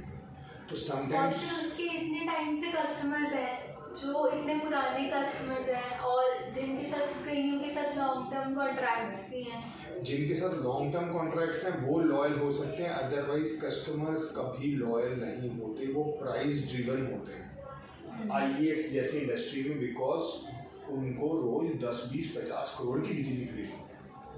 पता चलेगा कि अपने बिल में रोज 50 लाख रुपए की बिजली बच रही है, तो कस्टमर लॉयल नहीं हो सकता। कस्टमर की लॉयल्टी AY सिखाते हैं। कस्टमर को लॉयल बनाना सबसे मुश्किल काम है। अगर कस्टमर आपका लॉयल बन गया ना, वो आपका ब्रांड एम्बेसडर बन गया। जैसे कि मैम को अगर राज मंदिर में कुछ अच्छा मिला तो वो कहेंगे राज मंदिर ही जाओ निखिल सर, आप कहाँ लॉट्स में धक्के खाते रहते हो, मैं लाऊंगी आपका सामान राज मंदिर से। वो बन गया कि ये वहाँ से उठा के मेरे घर सामान देने को तैयार है। एक एग्जाम्पल दे, तो या आपको कोई टेलर और उसके रेट अच्छे लगे तो आप एक सलाह में मेरे साथ चलो, मैं बताती हूँ ये अच्छे है, मैडम अपने साथ 10 अपने रिश्तेदारों को और ये होती है ब्रांड लॉयल्टी।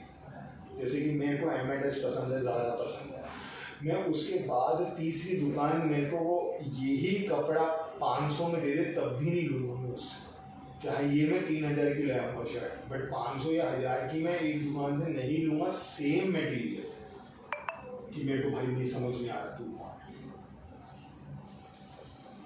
और इसमें एक पॉइंट और ऐड करना चाहूँगी कि इलेक्ट्रिसिटी की जो मतलब जो मार्केट साइज है इंडिया में अभी, जैसे अगर हम डेवलप्ड या और कंट्रीज की बात करें जैसे कि जर्मनी, UK, नीदरलैंड, स्विट्जरलैंड, तो वहाँ पर पावर का मार्केट शेयर जो है वो जैसे 49%, 47%, 34% है, लेकिन मार्केट्स जो इंडिया का है, इंडिया में 7.4% मार्केट शेयर है पूरा लाइक पावर का। तो इन द सेंस मैं ये बताना चाहती हूँ कि मार्केट साइज भी बढ़ सकता है और एज अ इंडस्ट्री उसमें ग्रोथ अपॉर्चुनिटीज़ हैं। तो अगर कोई और आके शेयर ले भी रहा है IEX का कुछ %, तो वो इंडस्ट्री भी अपने आप में ग्रो होगी इन द अपकमिंग फ्यूचर। और सम ऑफ द जो ग्रोथ ड्राइवर्स हैं वो यही है कि जैसे इंडस्ट्रियलाइजेशन हो रही है, रैपिड इंडस्ट्रियलाइजेशन, अर्बनाइजेशन हो रही है, तो जो कंज्यूमर की डिमांड, ये जो पावर डिमांड है वो डेफिनेटली इंक्रीज होगी, कंजम्पशन बिल्कुल। और जितनी भी मतलब गवर्नमेंट पॉलिसीज भी आ रही है कि 24/7 पावर सप्लाई होगी, स्मार्ट सिटीज़ बन रही हैं, और ये सब तो बेसिकली इंडस्ट्री अपने आप में ग्रो करेगी, तो अपने आप वो मार्केट, ओवरऑल मार्केट साइज के उसमें देखिए मार्केट शेयर अगर कोई कॉम्पिटिटर थोड़ा बहुत गेन करता भी है तो it will just improve the quality for the ultimate customer. जैसे आपने बताया कि वो अपनी क्वालिटी इंप्रूव करेगा और उसके पास एक कंज्यूमर के हाथ में एक प्राइस की पावर आएगी जो कि पहले मोनोपोली होते हुए IEX के पास। And in terms of volume and value, this industry has growth drivers, scope of growth. हम नंबर्स पे आ जाए क्योंकि हो गया मतलब ऑलमोस्ट हो ही गया, बस अब फाइनेंशियल्स ही है। क्योंकि 155 हम 2:05 2:10 तक खत्म कर लेते हैं। 3 बजे।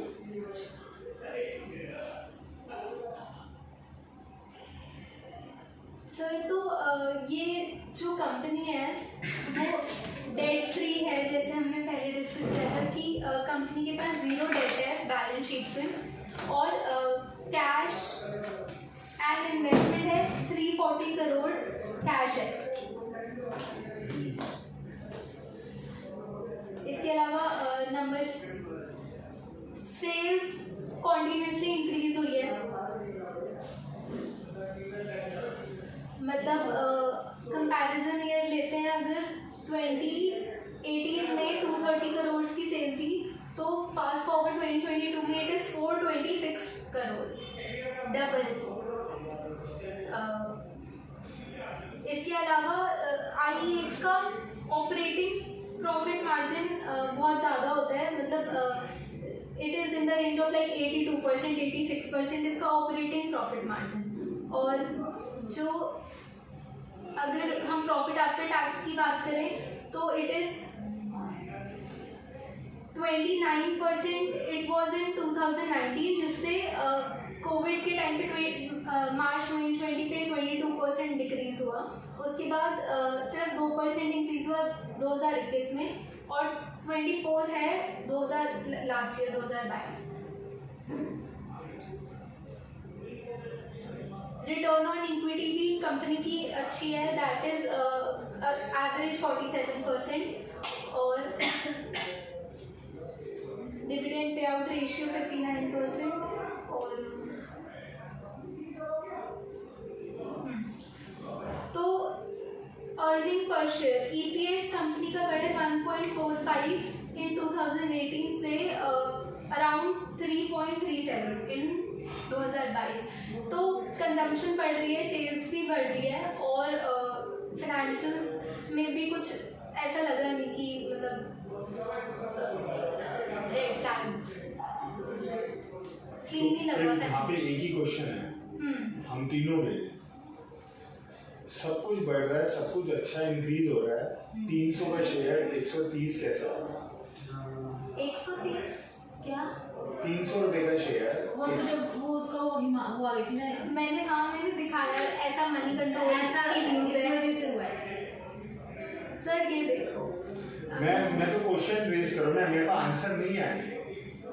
सर आपने वो फिगर दिखाया था कि इतना डाउन आया कि वो डेट के साथ फिगर दिखाई, बिकॉज ये रीजन न्यूज़पेपर में है। अब वो कि इसकी वजह से अफेक्ट है न्यू कंपनी जो आई इसकी थर्ड पावर एक्सचेंज के आने पावर नहीं कुछ ना सर, मतलब हाँ कुछ और हुआ है, कुछ ना कुछ और इंटरनली सर, होता है। ऐसे मतलब इन्होंने टाइम्स नाउ की न्यूज़ है, IEX loses market share with the launch of Hindustan power exchange. जैसे ये 19 जुलाई का है, और हमने देखा था इसने हिट किया था अपना लो जुलाई 2000 मतलब जुलाई कोई भी क्या लो क्या जैसे भी 91% शेयर आपने बताया, मार्केट शेयर ये अभी कितना है? 91%। 90%। 90% है इसके पास। पहले इससे ज़्यादा था और नीचे कितना गया, क्योंकि शेयर तो अभी 3 महीने में ही टूटता जा रहा है। सर जैसे मार्केट शेयर कितना लूज किया ये तो नहीं पता, क्योंकि अभी तो उसने ऑपरेशन बिगिन किया है, तो अभी से उसने मार्केट शेयर कहाँ गैदर कर दिया, और शेयर अपने आप को 50% डिस्काउंट कर दिया। सर इसमें मैंने वन ऑफ द रिपोर्ट्स में ये पढ़ा था कि, एक सेकंड में दिखाती हूँ इनकी कौन थी, एक सेकंड, ये वाला, एक बार ये वाला पॉइंट देखो। ओके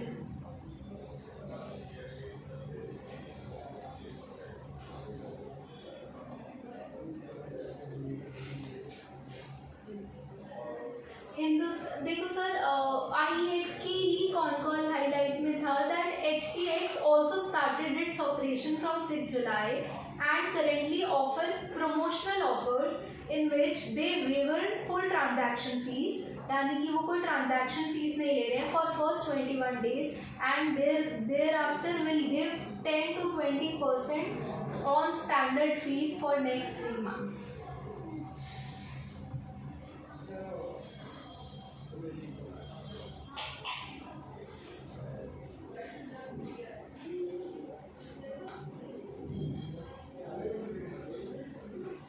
मैंने देखा कि जब इनिशियल स्टार्ट में 98% इसका मार्केट शेयर था।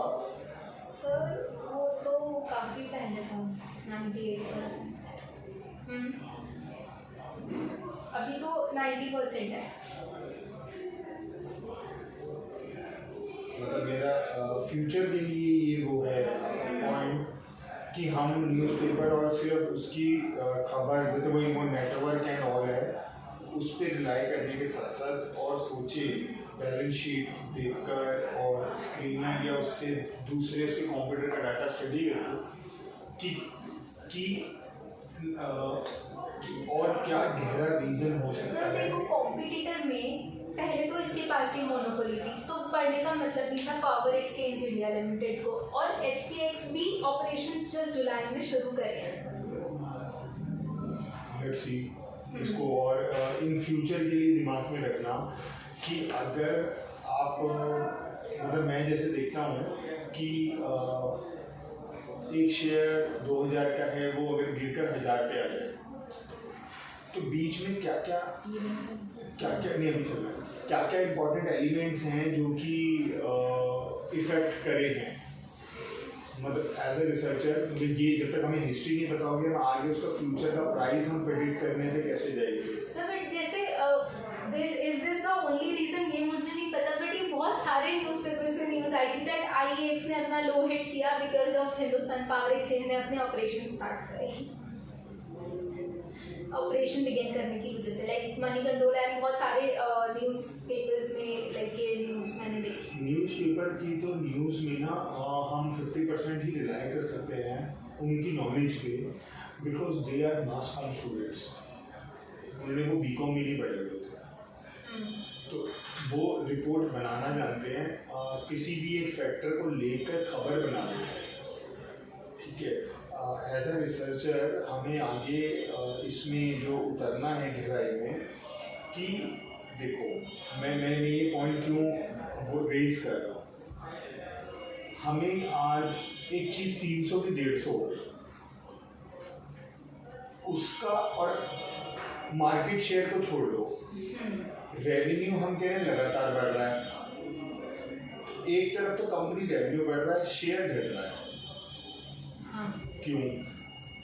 हम ये तो फाइंड आउट, आपकी बात नहीं कर रहा, हम तीनों की बात कर रहे हैं, ये हम फाइंड आउट नहीं कर पा रहे, तो हम उसका भविष्य का रेट फाइंड आउट करने की कोशिश कर रहे हैं। तो जो इवेंट हो चुका है, मतलब जो घटना घटित हो चुकी है, वो तो हमें पता नहीं, और हम फ्यूचर कैसे निकालने बैठ गए भाई। मैं क्वेश्चन नहीं कर रहा, I am just raising a point so that we should be clear in future कि और अगर मैं इसका रेट देखूँ सर बहुत लाइक एक अच्छा ग्राफ नहीं है इसके रेट शेयर प्राइस का। हाँ एक सेकंड सर हम देखो जैसे रेवेन्यू 356 से 484 एक साल में, ऐसे एबिटा और पैट भी बढ़ रहा है, लाइक फाइनेंशियल्स तो बढ़े ही हैं, इसमें कुछ प्राइस नहीं बढ़ा ना उसका, मतलब शेयर का जो प्राइस शेयर प्राइस। हाँ वो सर कुछ देख रहे हैं शेयर प्राइस मतलब दिसंबर 21 में आज से 9 महीना पहले 295 था। अब 295 से वो तो जुलाई में लॉन्च हुई एक्सचेंज, 295 से वो लगातार गिरता आ रहा है नीचे। अब मैं जुलाई पे आ जाऊं तो जुलाई पे तो 163 है ही अपने लोग हैं, एक्सचेंज लॉन्च हो चुकी है, वो तो जुलाई में लॉन्च हुई। लेकिन इसके बीच में ऐसी क्या घटना हुई, क्योंकि ये 54-55 रुपये मतलब फिर स्प्लिट होने के बाद ये हाई दिया था, if I am not wrong 2500 something, 2500 से ये 1 का 10 स्प्लिट हुआ था, तो 250 रुपये का शेयर है। तो 250 रुपये का शेयर ये यहाँ कहाँ फंस गया, that is the question. Exchange launch वगैरह वो सब I can buy, but in future की रिसर्च रिपोर्ट्स में जब आप प्राइजेस देखो, और मैं बताता हूँ आपको ऐसे, मैं ऐसे समझाना चाह रहा हूँ।